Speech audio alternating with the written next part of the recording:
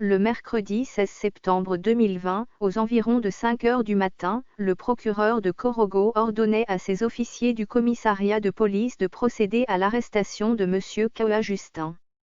Cette arrestation a été faite en violation de l'article 62 du Code de procédure pénale, qui exige que le citoyen reçoive préalablement une convocation à se présenter à l'officier de police judiciaire pour être entendu, et que, ce n'est qu'en cas de refus de déférer à ladite convocation, que le procureur de la République peut décider de contraindre la personne défaillante à comparaître.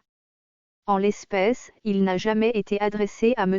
Kwa Justin, administrateur principal des services financiers au Centre des impôts de Corogo, de convocation à laquelle il aurait refusé de répondre, qui aurait pu justifier qu'il soit arrêté honteusement en présence de ses collègues, alors qu'il s'apprêtait à aller ce matin même, en mission pour le compte de l'État de Côte d'Ivoire. Déférés au parquet de Corogo, M. Kwa Justin et M. Djebe Ezaui Jean-Luc, son chauffeur de circonstance, ont été renvoyés par le procureur de Corogo devant le juge d'instruction qui les a mis en détention préventive pour la maison d'arrêt de Corogo après les avoir inculpés de s'être à Corogo, courant les mois d'août et septembre 2020, rendus coupables de troubles à l'ordre public, de jeter le discrédit sur les institutions et leur fonctionnement, de destruction de biens publics ou privé. M. Kwa Justin et son codétenu furent conduits cette nuit du vendredi 18 septembre à la prison de Corogo aux environs de 22 heures, conformément au mandat de dépôt du juge d'instruction.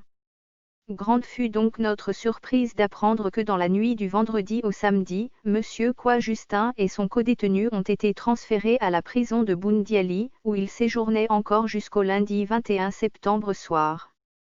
Ce mardi 22 septembre 2020, nous sommes une fois de plus surpris d'apprendre de sources non judiciaires, le transfèrement de M. Kwa Justin et de son codétenu au camp pénal de Bouaké, information que nous confirmera bien plus tard le procureur de Corogo.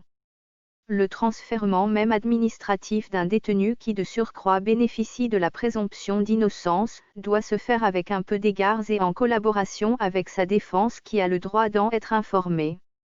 Au regard de tout ce qui précède, la défense de M. Kwa Justin dénonce les agissements du procureur de la République de Corogo, qui violent les droits de la défense et mettent en danger la sécurité et la vie de leurs clients, qui souffrent déjà d'une fracture non encore consolidée de la hanche à la suite d'un accident de la circulation.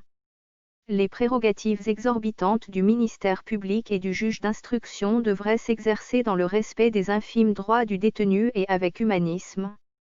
La défense s'inquiète désormais pour la sécurité et la vie de M. Kwa Justin.